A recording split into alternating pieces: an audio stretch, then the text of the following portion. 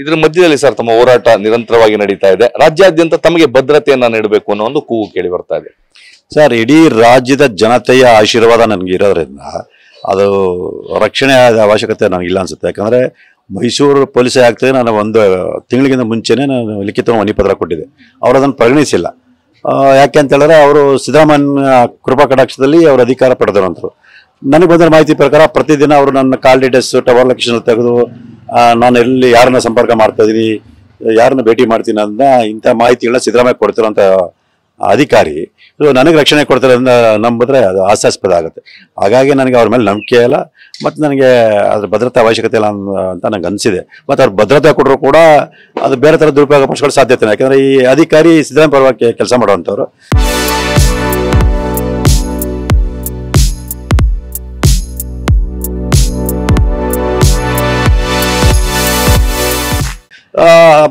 ಏನು ಅವ್ರು ಭದ್ರತೆಯನ್ನು ಕೊಟ್ಟರೆ ಆ ಸಿಬ್ಬಂದಿ ಮೂಲಕ ಬೇರೆ ಇನ್ನೂ ಕೆಲವು ಮಾಹಿತಿಗಳನ್ನ ಪಡ್ಕೊಂಡು, ಅಂದರೆ ನಾನು ಎಲ್ಲಿ ಹೋಗ್ತೀನಿ ಎಲ್ಲಿ ಬರ್ತೀನಿ ಅನ್ನೋ ಮಾಹಿತಿ ಪಡ್ಕೊಂಡು ಅದನ್ನು ಕೂಡ ಅವ್ರು ತೋರಿಸುವಂಥ ಒಂದು ಸಾಧ್ಯತೆ ಇರೋಲ್ಲ.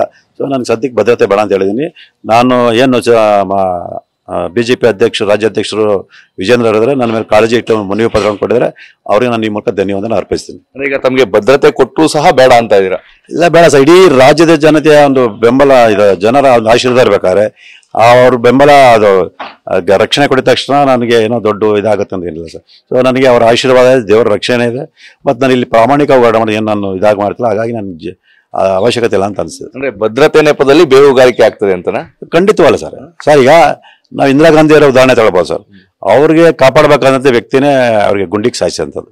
ಹಾಗಾಗಿ ಹಣೆಯಲ್ಲಿ ಬರ್ದಿರ್ತ ದೇವರು ಯಾವತ್ತು ಯಾವಾಗ ಯಾವ ರೀತಿ ಸಾಯ್ಬೇಕು ಅಂತ ಅದ್ರ ಬಗ್ಗೆ ನಂಬಿಕೆ ಇರೋ ನಾನು ಆಧ್ಯಾತ್ಮಿಕವಾಗಿ ಒಂದಷ್ಟು ಸಾಧನೆ ಮಾಡೋದ್ರಿಂದ ಅದ್ರ ಬಗ್ಗೆ ನಂಬಿಕೆ ಇರೋನು. ಅವರು ರಕ್ಷಣೆ ಕೊಟ್ಟಿದ ತಕ್ಷಣ ನಾನು ಸಾವು ಬರಲ್ಲ ಅನ್ನೋ ನಂಬಿಕೆ ನನಗಿಲ್ಲ. ನನಗೆ ಸಾವು ಯಾವಾಗ ಬರಬೇಕು ಅವಾಗಲೇ ಬರ್ತೇ ಹೊರತು ಅಲ್ಲಿವ್ರು ಕೂಡ ನಾನು ಯಾರು ಸಾಯಿಸೋಕ್ಕೂ ಆಗಲ್ಲ, ನಾನು ಯಾರು ಏನು ಮಾಡೋಕ್ಕಲ್ಲ ಸರ್. ಯಾಕಂದರೆ ಅದು ಎಲ್ಲ ದೇವ್ರ ನಿಶ್ಚಯ. ಭದ್ರತೆ ಬೇಡ ಅಂದ್ರೆ ನಿಮಗೆ? ಖಂಡಿತ ಅಲ್ಲ ಸರ್. ಯಾಕಂದರೆ ಭದ್ರತೆ ತಗೊಂಡ್ರೆ ಅದು ಬೇರೆ ರೀತಿಗೆ ನನಗೆ ತೊಂದರೆ ಕೊಡೋ ಸಾಧ್ಯತೆ ಖಂಡಿತ ಇದೆ.